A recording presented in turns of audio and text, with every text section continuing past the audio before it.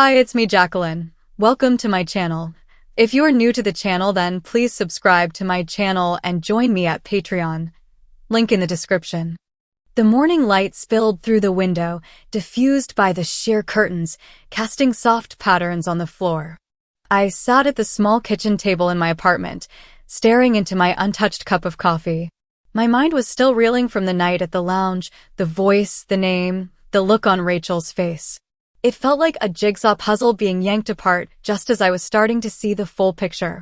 Rachel hadn't called or texted since that night, leaving me in a limbo of anticipation and dread. But life didn't allow for stagnation, and neither did Allison. She was still there, as much a part of me as ever, but the return to my usual surroundings had brought back some of the old fears and hesitations. I knew I couldn't let them take hold again. If anything, this was the time to push forward, to solidify what Allison had become and learn how to navigate this new chapter with even greater confidence. That afternoon, I decided to revisit some of the lessons I'd internalized during my time at the cottage and expand on them. If Allison was going to thrive in this world, she needed to embody every nuance of femininity, not just in appearance, but in behavior, movement, and presence. I started with posture, something I had worked on extensively but now felt needed refinement in more complex settings. I recalled the advice from one of the books I had read: always lead with grace, even in the smallest movements. Standing in front of a mirror, I practiced holding myself with poise, shoulders relaxed but back straight, chin slightly lifted. I walked across the room, imagining I was balancing a book on my head, a cliché exercise, but one that immediately made me aware of every slouch, every misstep. The next focus was on gestures. I had learned that subtlety was key. Hands should move with purpose, never fidgeting or drawing unnecessary attention. I practiced the small things, reaching for a glass with delicate fingers, brushing a stray hair away from my face with a soft motion, and placing my hands gently on my lap when sitting. Speech was another area that required attention. While I had mastered a softer tone, I realized there was more to it than just pitch. The rhythm and cadence of conversation mattered, the way women often softened their words with laughter or used gestures and expressions to punctuate a story. I found videos online of women in interviews, observing how they spoke and moved as they engaged with others. I practiced in front of the mirror, mimicking their inflections and experimenting with facial expressions that felt natural. With these lessons fresh in my mind, I decided to test them in a real-world setting. The local art gallery was hosting an opening night for a new exhibition, and I thought it would be the perfect opportunity to immerse myself in a social environment while fine-tuning these skills. I chose an outfit that felt both elegant and approachable, a deep emerald green wrap dress with a flattering neckline, nude pumps, and a matching clutch. My makeup was polished but understated, with a touch of shimmer on the eyes and a soft coral lipstick that complemented the dress. The gallery buzzed with quiet excitement when I arrived, the hum of conversation mingling with the faint strains of classical music. I took a deep breath and stepped inside, reminding myself to focus on the lessons I had practiced earlier. My posture was poised, my movements deliberate, and my expressions warm and open. As I wandered through the exhibits, a familiar voice reached my ears, stopping me in my tracks. Rachel. She was standing with a small group of people just a few feet away, laughing at something one of them had said. My heart raced as I debated whether to approach her or retreat into the anonymity of the crowd. But before I could decide, she turned, and her eyes met mine. Her expression shifted, a flicker of recognition passing over her face before she smiled. It wasn't the smile of confusion or disbelief I had feared. It was warm, curious, and maybe even a little relieved. "Allison," she said, stepping away from the group to approach me. "I was hoping I'd see you again." The words caught me off guard, and for a moment I didn't know how to respond. But then I remembered everything I had practiced: grace, composure, presence. I smiled back. "Hi, Rachel. I wasn't sure if you'd want to." She tilted her head, studying me with an intensity that was both unnerving and comforting. I'll admit I was surprised at first, but I've been thinking a lot since that night. I think we need to talk. The two of us found a quieter corner of the gallery where the low hum of conversation faded into the background. Rachel didn't waste time with small talk. So, she began, "How long have you been?" "Allison?" The question was simple, but the weight of it felt immense. I took a breath, choosing my words carefully. "Allison has always been a part of me," I said. "But it's only recently that I've allowed her to take her place in the world." Rachel nodded slowly, her expression thoughtful. "I can see how much she means to you. I guess I just didn't know how to process it at first. But seeing you now, you seem so much more yourself." The words brought a lump to my throat, but before I could respond, another voice interrupted us. "Excuse me, ladies." A man in a tailored suit approached, holding a glass of wine. His gaze shifted between us, landing on me.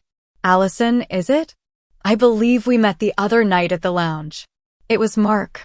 Rachel's eyes widened slightly as she glanced between the two of us, realization dawning on her face. "You didn't mention you had company that night," she said, a teasing edge to her voice. I froze, the weight of the moment crashing down on me. Mark was smiling, clearly unaware of the deeper layers of the situation, while Rachel's curiosity seemed to be growing by the second. My carefully constructed composure wavered as I struggled to decide what to do. Mark's presence at the gallery felt like a storm cloud rolling in on an otherwise calm horizon. The moment I heard his voice, my heart skipped a beat, and the world around me seemed to shrink. Standing between Rachel, who was still piecing together the events of that night at the lounge, and Mark, who was oblivious to the layers of complexity in this situation, I felt exposed in a way I hadn't before. "Allison, it's good to see you again," Mark said with an easy smile, holding his glass of wine casually. "I didn't expect to run into you here."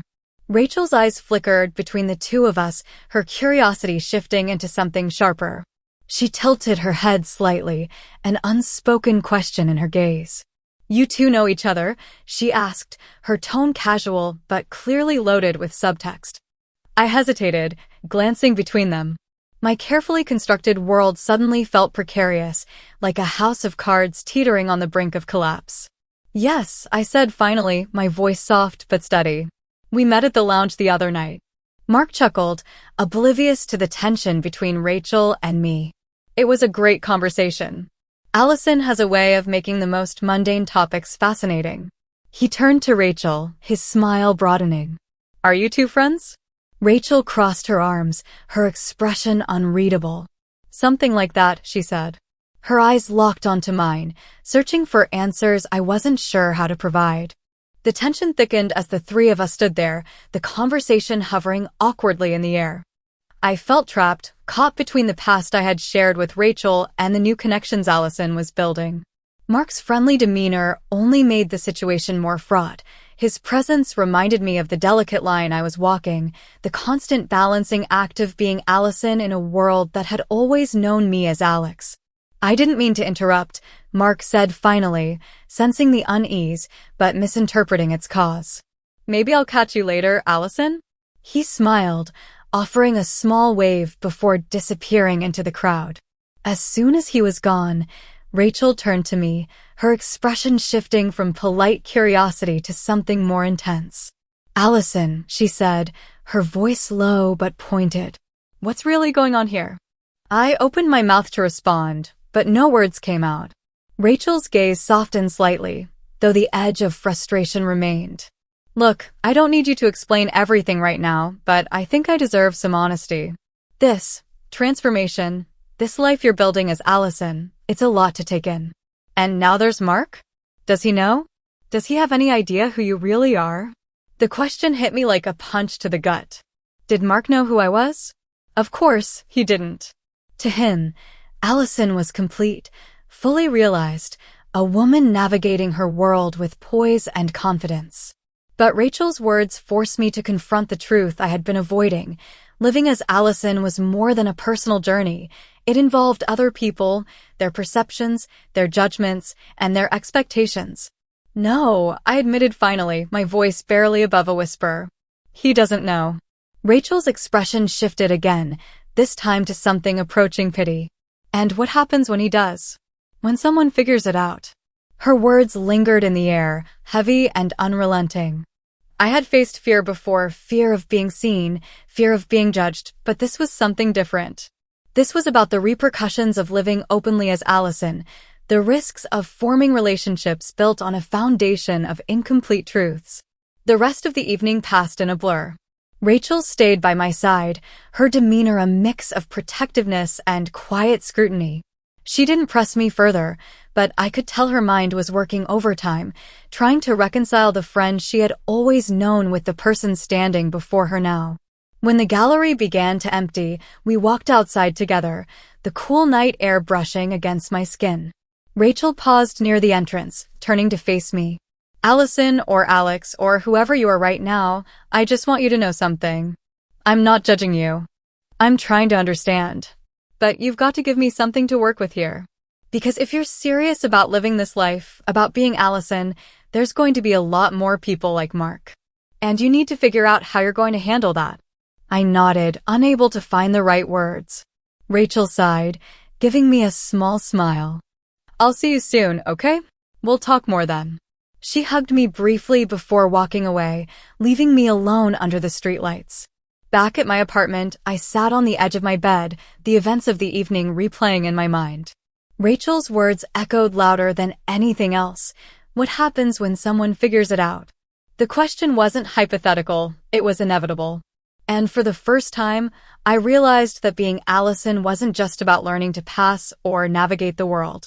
It was about deciding how much of myself I was willing to reveal and to whom. As I stared at my reflection in the mirror, I felt the weight of the journey ahead. There was no turning back now, but the path forward felt more uncertain than ever. And then, the phone buzzed. A text from Mark. Great seeing you again tonight. Let's grab coffee soon. I stared at the message, my mind swirling with conflicting emotions.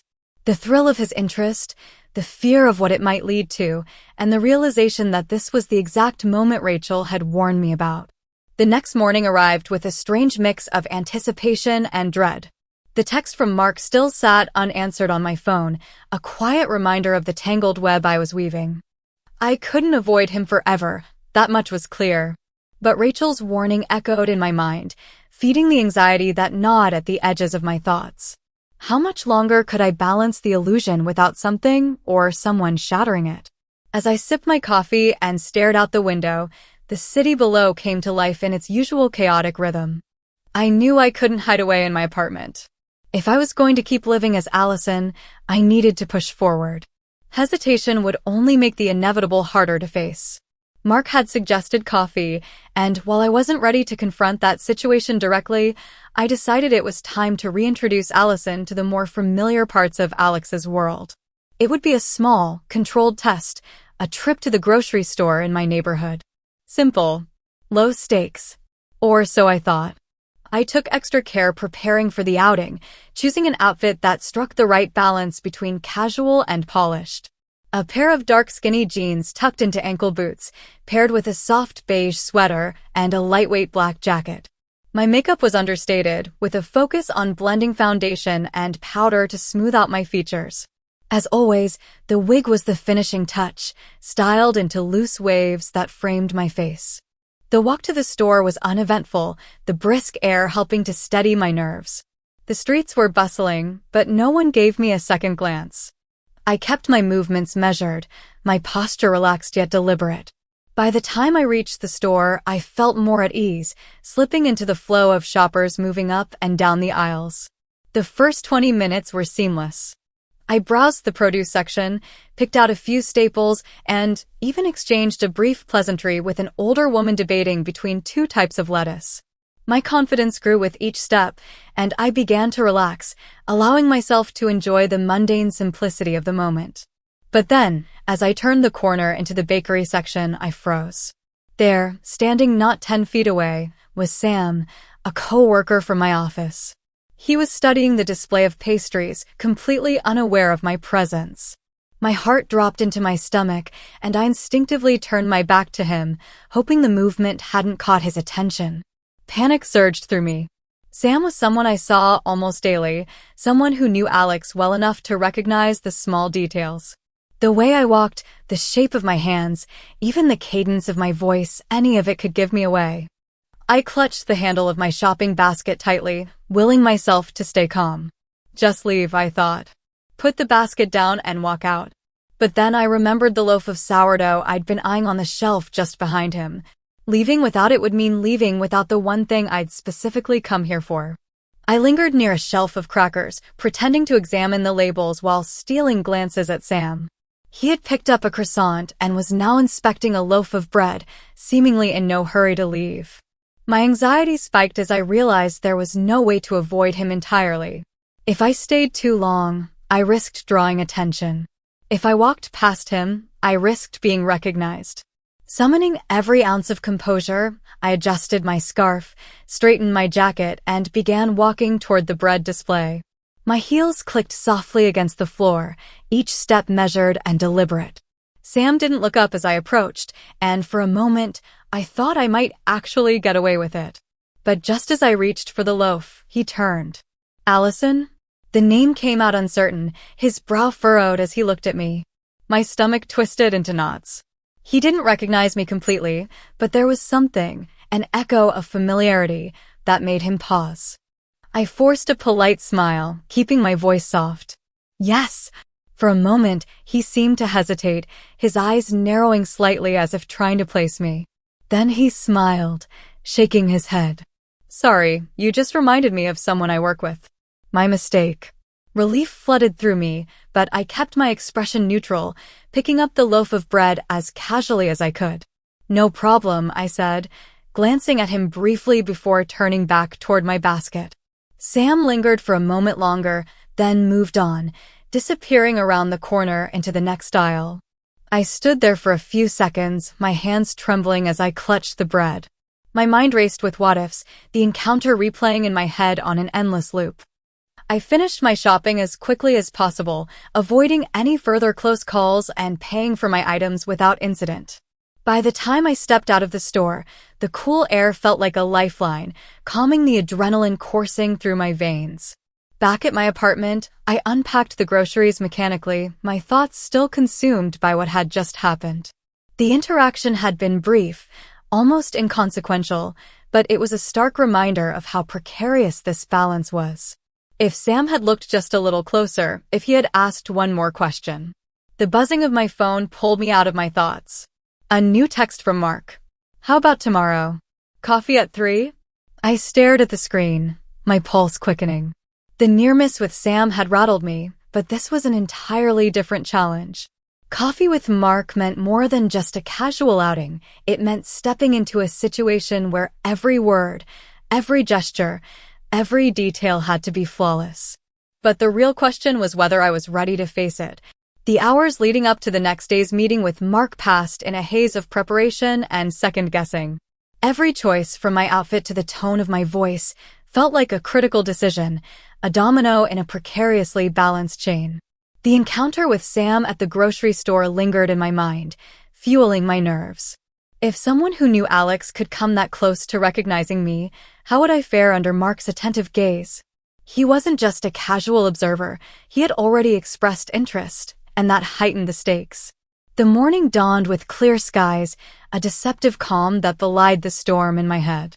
I decided to channel that calm into my preparations, treating each step like a ritual to steady my nerves. I chose a fitted knee-length skirt in charcoal gray, pairing it with a lilac blouse that brought a softness to the look. A lightweight trench coat in black added a layer of sophistication, and I completed the outfit with sheer stockings and low-heeled pumps. For my makeup, I opted for subtle tones, creating a polished yet natural look. Neutral eyeshadow, a touch of blush, and a soft rose lipstick brought warmth to my face. As I styled my wig into smooth waves, I practiced small, deliberate smiles in the mirror, trying to exude a confidence I didn't entirely feel. By the time I stepped out of my apartment, I felt as prepared as I could be. But my heart still raced as I walked to the coffee shop. The cafe was already bustling when I arrived, the aroma of freshly brewed coffee mingling with the hum of conversation. I spotted Mark at a table near the window, his easy smile lighting up as he saw me. He stood as I approached, gesturing to the seat across from him. "Allison," he said warmly. "I'm glad you could make it." "Of course," I replied, keeping my voice steady. I slid into the chair, crossing my legs at the ankle as gracefully as I could. Mark gestured toward the counter. What can I get you? Latte? Cappuccino? A cappuccino would be lovely, I said, offering a small smile.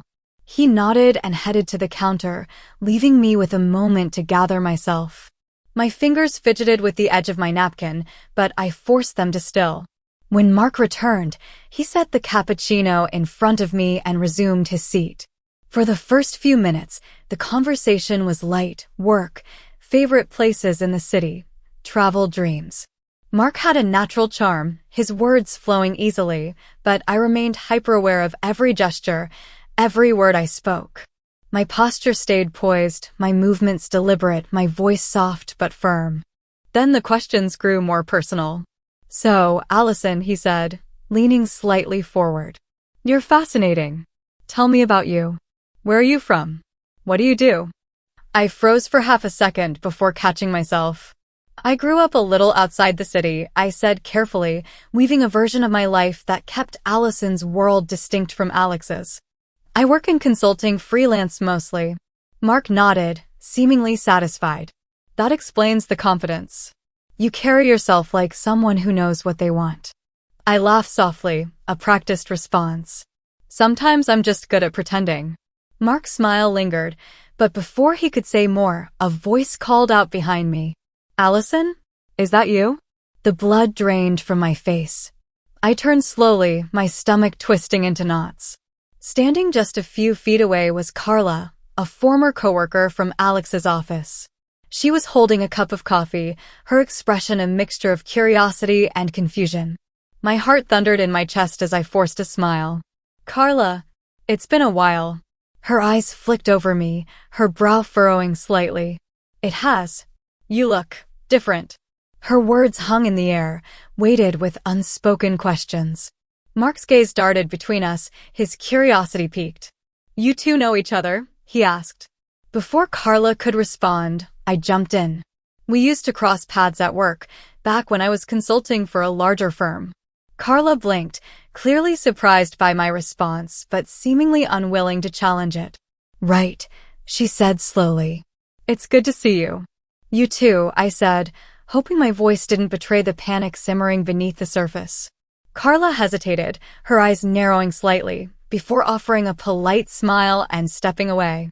As she disappeared into the crowd, I exhaled shakily, my hands trembling slightly beneath the table. Mark didn't seem to notice my unease. Small world, huh? He said, leaning back in his chair.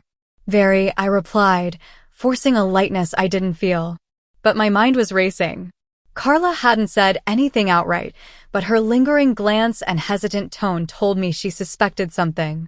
If she connected the dots, if she shared her observations with anyone else from the office. The thought made my stomach churn. Mark tilted his head, studying me with a curious expression. Are you okay? You seem a little distracted. I smiled faintly, lifting my cup to take a sip and hide the tremor in my hand. I'm fine. Just surprised to run into someone I knew. It's been a long time. As the conversation continued, I couldn't shake the lingering anxiety. The near miss with Carla had been too close, too risky. By the time Mark and I parted ways, with him suggesting another meeting and me offering a polite, "We'll see," I felt drained. Walking home, my thoughts churned with the weight of what had happened. Balancing Allison's world with Alex's wasn't just challenging, it was dangerous. The cracks in my carefully constructed life were beginning to show, and I wasn't sure how long I could keep them from breaking wide open. The days following my near miss with Carla were tense. Every glance in public felt scrutinized, every small interaction fraught with the possibility of being unmasked. Mark's text messages continued, his interest undeterred, but I found myself hesitating to respond. The cracks in Allison's carefully constructed world were growing, and I was beginning to feel the weight of keeping them from splitting wide open. But as I tried to regain my footing, the arrival of someone from Alex's past threatened to shake everything apart. It was a rainy Wednesday evening when the first sign of trouble arrived, a voicemail from an unknown number. I played it absent-mindedly as I unpacked groceries in my apartment, expecting it to be a spam call. Instead, A familiar voice filled the room, one I hadn't heard in years. Alex? It's me, Victoria. I know it's been a long time, but I've been trying to find you. If this is still your number, please call me back. I need to talk to you. The bag of apples slipped from my hands, rolling across the counter. Victoria. Her name alone was enough to send a flood of memories rushing back. Quiet evenings spent talking about the future, shared laughter over late-night takeout, and the warmth of her hand in mine during simpler times. We had been close, closer than anyone else in my life at the time. But when our relationship began to strain under the weight of my own inner conflict, I had pulled away, choosing to end things rather than confront the truths I hadn't yet understood about myself. And now she was looking for me. For a moment, I stood frozen in the kitchen, staring at the phone. My first instinct was to delete the message and pretend I hadn't heard it. Victoria's reappearance was too much, too soon. But curiosity and guilt gnawed at me. What did she want? Why now? Unable to resist, I replayed the message, catching the faint tremor in her voice. It wasn't just curiosity. There was something urgent in her tone, something that suggested she wasn't just reaching out for nostalgia's sake. The next day, I received another call, this time while walking home from the cafe where I'd spent the morning as Allison. I hesitated before answering, glancing around to ensure I wasn't in earshot of anyone who might overhear. Hello? Alex. Victoria's voice came through, tinged with relief. Thank God. I was starting to think I had the wrong number. Hearing her say my old name made my stomach twist. Victoria, I said cautiously. It's been a long time. It has, she replied, her voice softening. I'm sorry for dropping out of the blue like this, but I needed to find you. I need your help. We arranged to meet the following evening at a quiet wine bar downtown. I debated canceling more than once, the weight of the situation pressing down on me. But something in her voice, the mix of urgency and vulnerability, kept me from backing out. When the evening arrived, I decided to meet her as Alex. Revealing Allison to someone who knew me so intimately as Alex felt like a risk I wasn't ready to take. I chose a neutral outfit, a fitted button-down shirt, dark jeans, and loafers, keeping everything subdued and understated. Victoria was already there when I arrived, seated in a corner booth with a glass of red wine in front of her. She looked different, her once shoulder-length hair now cropped short, her style sharper and more refined. But her eyes, bright and searching, were the same. Alex, she said, standing as I approached. For a moment, I thought she might hug me, but she hesitated, her hands lingering by her sides before she sank back into her seat. Victoria, I said, sliding into the booth across from her. It's good to see you. She studied me for a moment, her lips pressing into a faint smile. You look different. More polished. I chuckled nervously. Life does that, I guess. Her smile faded slightly, and she reached for her glass. I won't waste your time. I need to ask you something, and I need you to be honest with me. Of course, I said, bracing myself. Why did you disappear? The question hit harder than I expected, even though I had prepared for it. I took a breath, choosing my words carefully. I didn't disappear. I just needed space to figure some things out. She nodded slowly, her fingers tracing the rim of her glass. And did you figure things out? I hesitated, the truth catching in my throat. I could tell her about Allison, about the journey that had consumed my life since we last saw each other. But I couldn't. Not yet. I think so, I said finally. Victoria sighed, leaning back in her seat. I've been thinking about you a lot lately. About us. About what happened. Victoria. No, let me finish, she said, her voice firm. I don't want to dredge up the past. But I need to know. Were you running from me or from yourself? Her words pierced through me, sharp and unrelenting. She had always been able to see through my defenses, even back then. Maybe a little of both, I admitted. For a moment, the silence between us was heavy, filled with unspoken emotions. Then Victoria leaned forward, her expression softening. Alex, if you're in trouble or if there's something you need to tell me, I'm here. Whatever it is. The sincerity in her voice almost broke me. I wanted to tell her everything, to pull back the curtain and show her the truth about Allison, about who I had become. But fear held me back. I appreciate that, I said, my voice tight. But I'm fine. Really. Victoria didn't look convinced, but she let it go, her gaze lingering on me for a moment longer before she picked up her glass. Okay, she said quietly. But if you ever change your mind, you know where to find me. As we parted ways outside the bar, Victoria gave me a small, sad smile. Take care of yourself, Alex, she said before walking away, disappearing into the crowd. I stood there for a long time, watching the city lights blur through the tears I refused to let fall. Her words echoed in my mind, her presence stirring emotions I thought I had buried. And then, as I turned to leave, my phone buzzed. A text from Rachel. We need to talk. It's about Carla. The text from Rachel felt like a detonator in my hand. The mention of Carla, my near miss at the grocery store, sent a fresh wave of adrenaline surging through me. My fingers hovered over the screen as my mind raced, replaying every detail of that encounter. Carla had seemed unsure, hesitant even, but had she pieced it together? And if she had, what did she plan to do with that knowledge? My instincts told me to reply to Rachel immediately, to confront whatever was brewing before it spiraled out of control. But I hesitated, my thumb frozen over the screen. Suspense thickened in the air as I stared at her message, unsure whether this was a conversation I wanted to start or one I could afford to avoid. After what felt like an eternity, I finally responded. Okay, when and where? Her reply came almost instantly.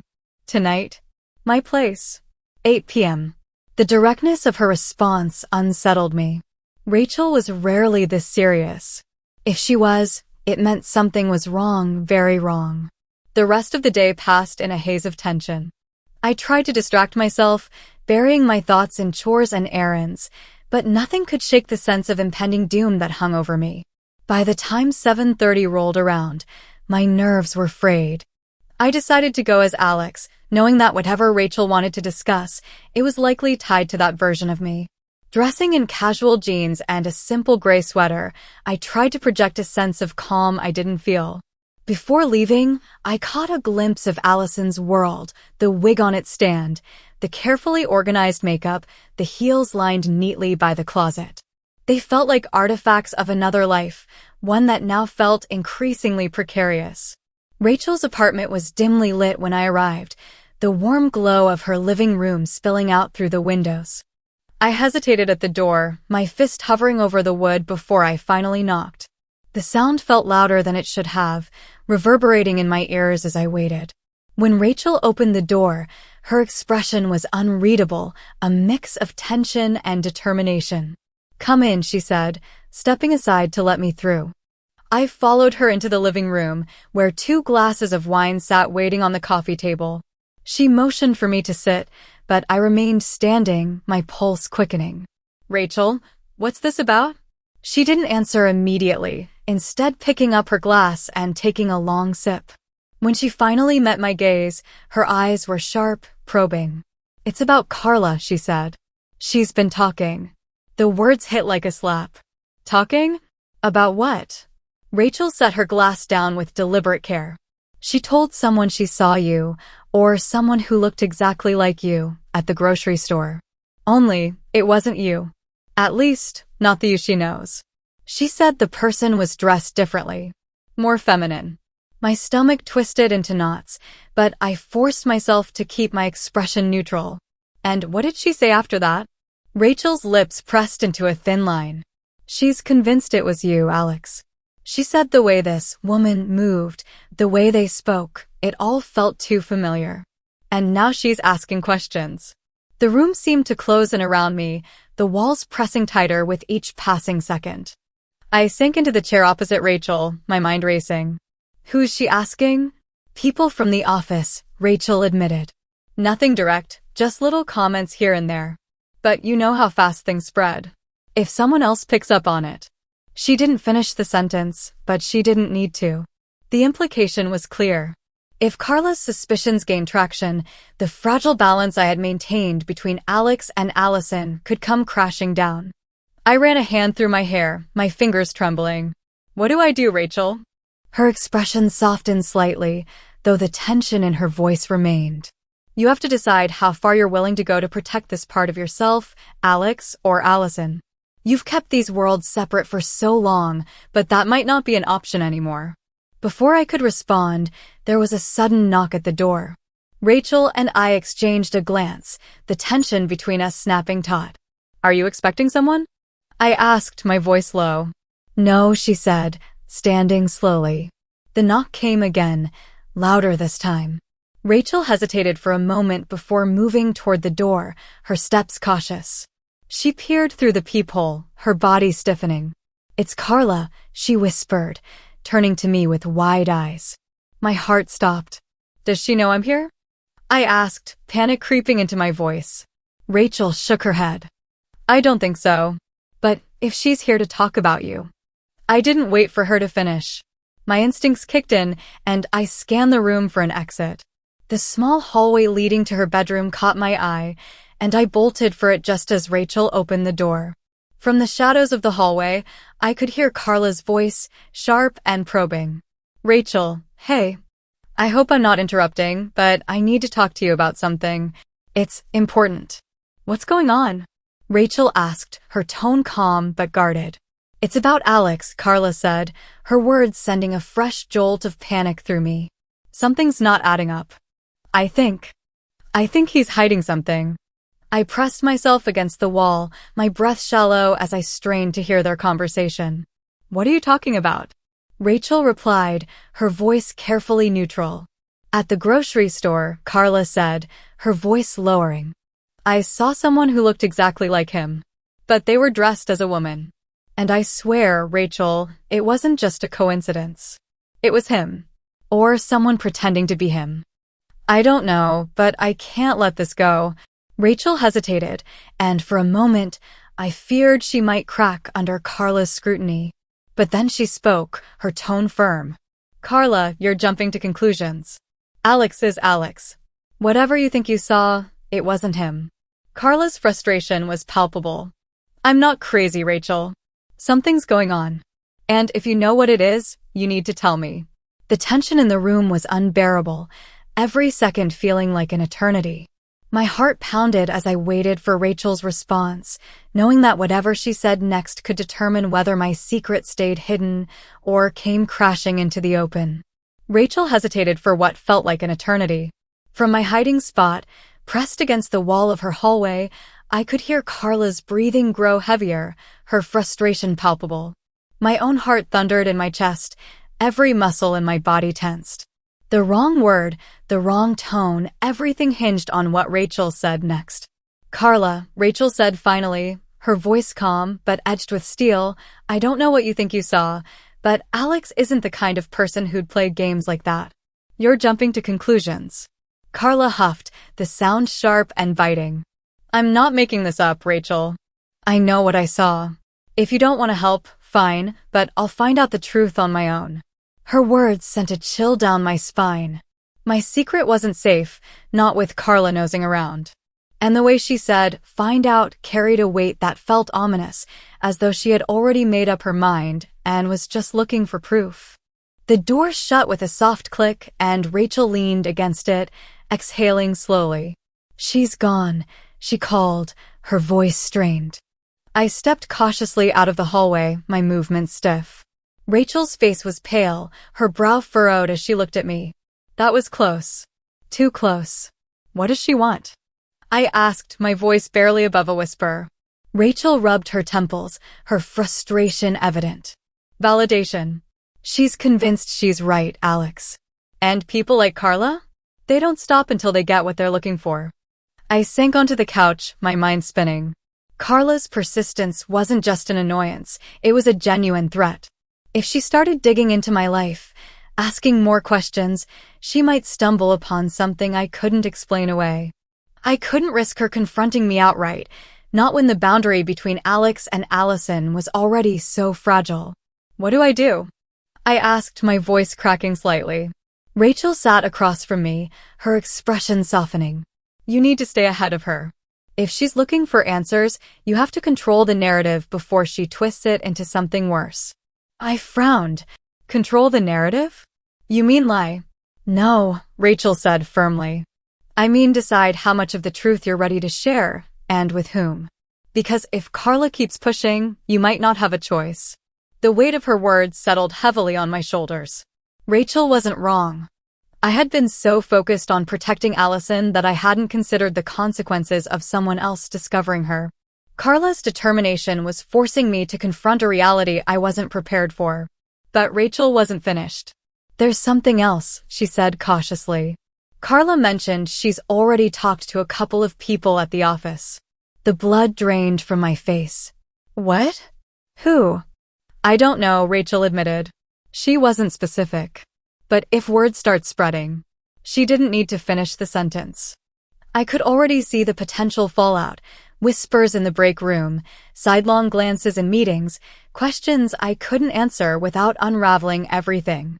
That night, back in the sanctuary of my apartment, I paced the living room, my thoughts racing. Rachel's warning replayed over and over in my head, each iteration leaving me more unsettled. The boundaries I had built to separate Alex from Allison were crumbling, and Carla was the wrecking ball. I had two choices: wait for her to expose me, or confront the situation head-on. The next day, I decided to act. I arrived at the office early, my nerves frayed, but my resolve firm. If Carla was going to spread rumors, I needed to get ahead of them. Rachel's advice about controlling the narrative lingered in my mind, though I still didn't know how much of the truth I was ready to share. The first few hours of the day passed uneventfully. I kept my head down, focusing on my work, but the tension in the air was palpable. Every time someone glanced my way, I felt a spike of paranoia, wondering if Carla had spoken to them. And then, just before lunch, she appeared. Carla strode into the break room where I was pouring a cup of coffee, her expression a mix of curiosity and determination. "Alex," she said, her tone light but pointed. "We need to talk." I turned slowly, forcing a neutral expression. "Sure. What's up?" She leaned against the counter, studying me. "I saw someone at the grocery store the other day. Someone who looked exactly like you, except she was dressed as a woman." The directness of her statement left me momentarily speechless. I scrambled to compose myself, setting my coffee cup down to keep my hands from trembling. "I think you're mistaken," I said carefully. "I haven't been to that store in weeks." Carla's eyes narrowed slightly. "Maybe, but she had your build, your posture, even your voice. Are you sure there's nothing you want to tell me?" The break room suddenly felt suffocating, the walls pressing closer. I knew I couldn't dismiss her outright, she was too convinced. But I also couldn't afford to confirm her suspicions. "I think you've been watching too many crime shows, Carla," I said, forcing a chuckle. "I don't have a secret twin, if that's what you're implying." Her lips quirked into a faint smile, but her eyes remained sharp. "Maybe I am overthinking it," she said lightly. "But if there's something going on, Alex, you can tell me. We're colleagues, right? Friends, even." The word friends felt like a veiled threat, a reminder that she could take this information to others if she chose. I offered a polite smile, desperate to end the conversation. "I appreciate that, Carla. But there's nothing to tell." She lingered for a moment longer, her gaze probing, before finally nodding. "Okay," she said. "If you say so." As she left the room, I slumped against the counter, the adrenaline crashing through me. Carla wasn't convinced, not entirely. And I knew it was only a matter of time before she came back with more questions. The clock was ticking, and the walls were closing in. The minutes after Carla left the break room felt like hours. My hands gripped the edge of the counter, my mind racing with contingency plans that all led to the same, inescapable conclusion: I wasn't in control anymore. Carla's suspicions were a crack in the dam, and every interaction with her felt like a hammer striking the fragile structure of my carefully compartmentalized life. I couldn't stay passive. If I didn't act soon, I would lose the narrative completely. I spent the rest of the workday in a state of high alert, carefully monitoring every glance, every interaction, for signs that Carla had spoken to someone else. Nothing concrete surfaced, but the paranoia was impossible to shake. By the time I clocked out, I felt drained, but leaving the office offered little relief. The streets outside felt like an arena where every stranger could be a witness or an inquisitor. As I walked home, my phone buzzed. The screen lit up with Rachel's name. "You okay?" her message read. I hesitated, my thumb hovering over the keyboard. How could I possibly explain the storm raging in my mind? After a long pause, I typed back, "Not really. Can we talk later?" Her reply came almost instantly. "My place. Tonight." I arrived at Rachel's apartment just after 8 p.m. She opened the door before I could knock, her expression a mix of concern and determination. "I heard Carla's been asking questions," she said, skipping the pleasantries as she stepped aside to let me in. "She cornered me in the break room today," I admitted, my voice shaky. "She's convinced she saw me at the grocery store, and she's not letting it go." Rachel closed the door and leaned against it, arms crossed. "This is exactly what I was afraid of. Did you deny it?" "Of course," I said, dropping onto her couch. "But she's not buying it. She's digging, Rachel. And if she finds anything..."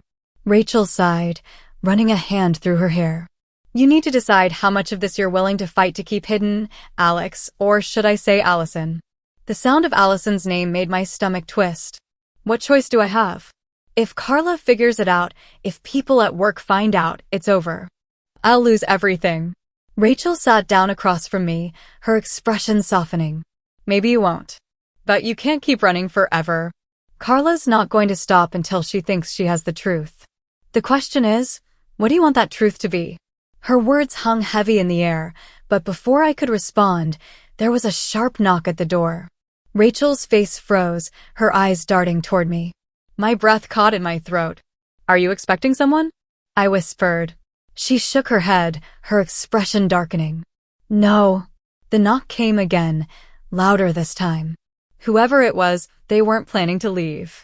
Rachel stood cautiously, motioning for me to stay quiet. She peered through the peephole, then turned back to me, her face pale. "It's Carla." My blood ran cold. "Does she know I'm here?" "I don't think so," Rachel whispered, her voice tight. "But I can't just ignore her. She'll get suspicious." I nodded, my mind racing.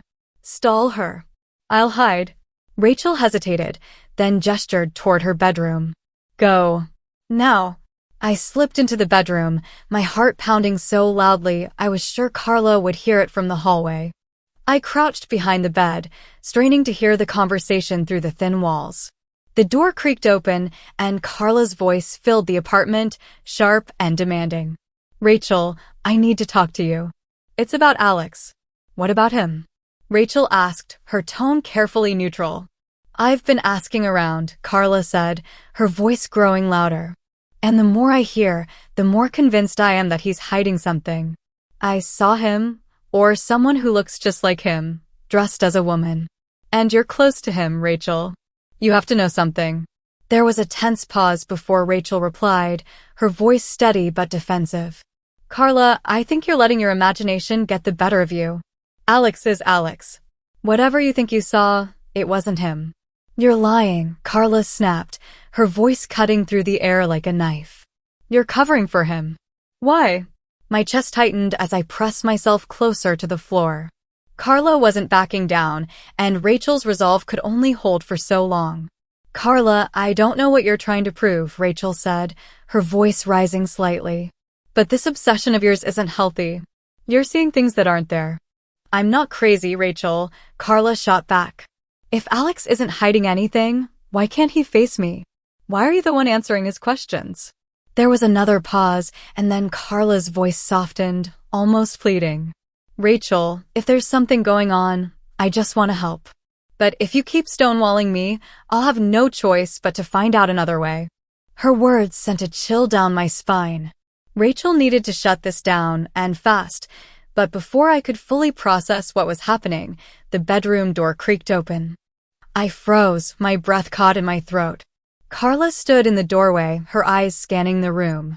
For a moment, time seemed to stand still. "Rachel," she called out, her voice hardening. "Why is your bedroom door open?" Panic surged through me as I pressed myself flat against the floor, hidden just out of view. Rachel's voice came from the living room, forced but calm. Because I was cleaning in there earlier. Carla, get out of my room. But Carla didn't move. Her footsteps echoed softly on the hardwood as she took a step inside. My heart pounded like a drum. If she looked down, if she took one step too far, everything would unravel in an instant. Carla's footsteps creaked on the hardwood floor, each step reverberating like a countdown. I flattened myself against the floor, my breath barely escaping as I tried to melt into the shadows. The edge of the bed frame obscured me, but just barely. My mind raced with every possible outcome, each one worse than the last. Carla. Rachel's voice cut sharply from the other room, her tone commanding. You're crossing a line. Get out of there, now. Carla hesitated, her shadow falling across the bedroom wall as she paused. Rachel, she called back, her tone laced with suspicion. Why are you so defensive? What are you hiding? The accusation hung in the air like a live wire. Rachel's footsteps pounded closer, her figure appearing in the doorway with a steely resolve. What I'm hiding is the fact that I have zero patience for people barging into my bedroom without permission, she snapped, placing herself between Carla and the rest of the room. You're out of line. Carla's eyes darted between Rachel and the room beyond her. I'm just trying to understand, she said, her voice softer but no less probing. Something's not adding up, Rachel. You're acting weird. Alex is acting weird. It's like you're both covering for something. Rachel didn't flinch. Or maybe you're just imagining things, she said icily. Now, get out. I'm done with this conversation. After what felt like an eternity, Carla sighed, her suspicions still evident. Fine, she said, stepping back toward the hallway.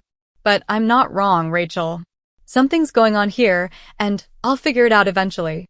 Good luck with that, Rachel said flatly, following her to the door. The sound of the front door clicking shut echoed through the apartment, followed by a tense silence. For a moment, I didn't move, my muscles locked in place as I waited for confirmation that the danger had passed. All clear, Rachel called softly from the other room. I exhaled shakily, my body trembling as I crawled out from my hiding spot. When I stepped into the living room, Rachel was leaning against the door, her arms crossed and her expression dark. That was way too close, she said, her voice low. You think? I replied, my voice cracking. Rachel shook her head, pinching the bridge of her nose. She's not letting this go, Alex. You saw that.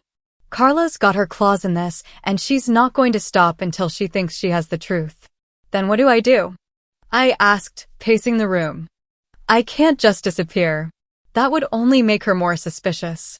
Rachel watched me silently for a moment, then sighed. You need to flip the script. I stopped pacing, turning to face her. What do you mean? You need to control the story, Rachel said. If you keep dodging her, she'll keep digging. But if you give her just enough to satisfy her curiosity, she might back off. You're suggesting I tell her the truth? I asked, my stomach twisting at the thought. Not the full truth, Rachel clarified. Just enough to throw her off the trail. Make her think she's figured it out, but on your terms. The idea sent my thoughts spinning. Could I really manipulate the narrative without unraveling everything? The risk was immense, but Rachel was right, doing nothing wasn't an option. Carla was relentless, and if I didn't redirect her focus, she'd eventually stumble onto Allison. I don't know if I can pull that off, I admitted, sinking onto the couch. Rachel sat beside me, placing a hand on my arm. You're stronger than you think, Alex. You've been navigating this double life for how long now? You can handle this. Her words offered a flicker of comfort, but the fear remained. And what if I can't? Rachel hesitated, then gave me a small, reassuring smile. Then we figure it out together. The next day at work, I walked in with a plan, albeit one held together by frayed nerves and sheer determination. If Carla wanted answers, I'd give her just enough to keep her from asking the questions I couldn't afford to answer. The opportunity came sooner than I expected. Carla intercepted me near the coffee machine, her eyes sharp and her posture tense. Alex, she said, her tone carefully neutral. Can we talk? I forced a casual smile, though my heart pounded in my chest. Sure. What's on your mind? She hesitated for a moment, then folded her arms. Look, I know I've been coming on strong, but it's only because I care. If something's going on with you, I just want to help. The sincerity in her voice caught me off guard, but I couldn't let my guard down. I appreciate that, Carla, I said, keeping my tone light. But there's really nothing to worry about. If I've been acting differently, it's just because I've had a lot on my plate lately.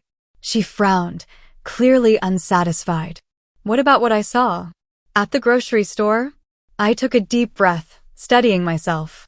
I think you misunderstood. I wasn't there, but maybe it was someone who looks like me. You'd be surprised how often that happens. Carla's expression shifted, uncertainty flickering in her eyes.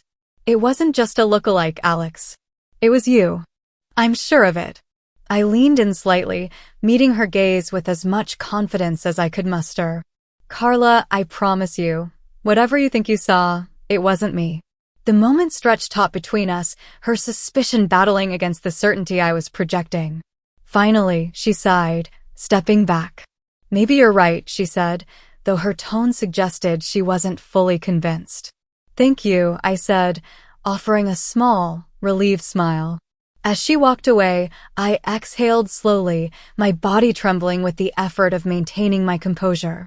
I had dodged her questions for now, but the tension was far from over. Back at my desk, I found a message waiting on my phone.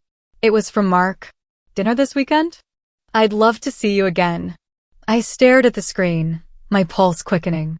Between Carla's relentless pursuit and Mark's growing interest, the walls of my double life were closing in faster than I could manage. The game was no longer just about maintaining balance, it was about survival. The days after my confrontation with Carla passed in a haze of unease. She hadn't directly accused me again, but her lingering looks in the office and her seemingly casual questions to others suggested that her curiosity hadn't abated. Rachel's advice about flipping the script haunted me, but each interaction with Carla made it clear that the situation was spiraling out of control. The stakes felt higher than ever. With Mark pushing for another meeting and Carla circling ever closer, the walls of my double life were crumbling, and I could feel the ground shifting beneath me. A new layer of suspicion. It was a Friday afternoon when things escalated again. The office was quieter than usual, the end-of-week fatigue settling over everyone. I was at my desk, catching up on emails, when Carla approached, her expression unreadable. Alex, she said, her tone unusually calm. Do you have a minute? I glanced up, feigning nonchalance even as my pulse quickened. Sure. What's up? She gestured toward the break room. Can we talk privately? The way she said it, firm, direct, sent a chill down my spine.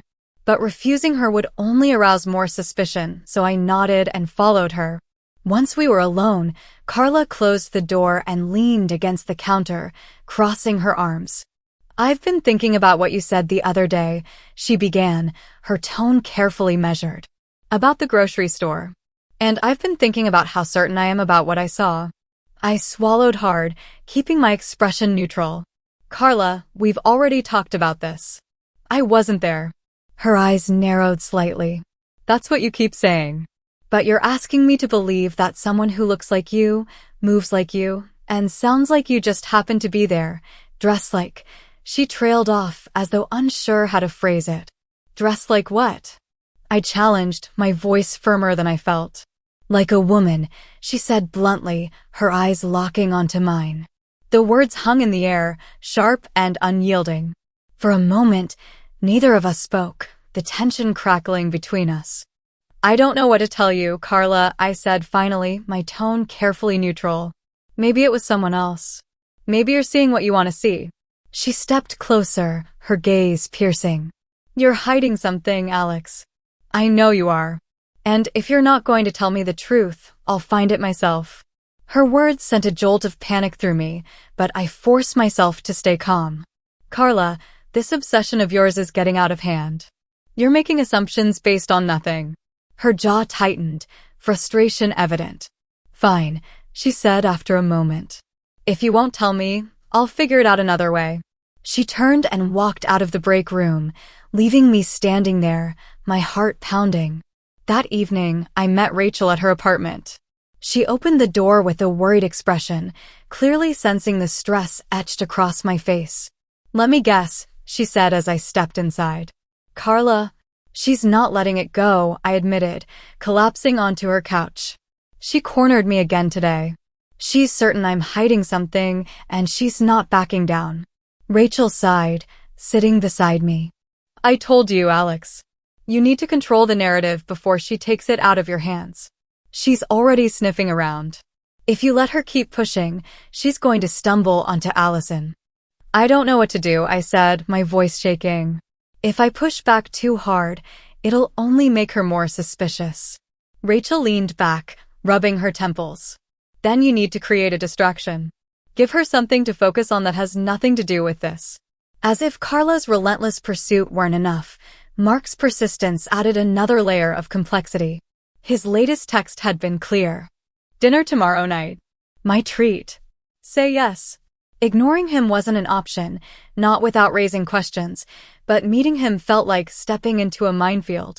Still, I decided to take the risk.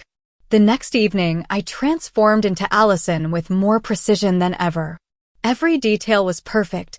The emerald green dress that hugged my figure in all the right places, the subtle yet striking makeup, the soft waves of my wig framing my face. As I walked into the restaurant where we were meeting, I reminded myself to stay calm. This was just another test, another chance to reinforce Allison's presence in the world. The dinner went smoothly, at least at first. Mark was as charming and attentive as ever, his questions thoughtful but not invasive. I felt myself relax as the evening progressed, enjoying his company despite the tension simmering beneath the surface. But as we were finishing dessert, I noticed something, or rather, someone out of the corner of my eye. At a nearby table, partially obscured by a pillar, was Carla. My heart stopped. She hadn't seen me yet, but her presence sent my mind spiraling. Why was she here? Was this a coincidence, or had she followed me? Mark leaned closer, his voice pulling me back to the moment. "Are you okay? You look distracted." I forced a smile, my mind racing. "I'm fine.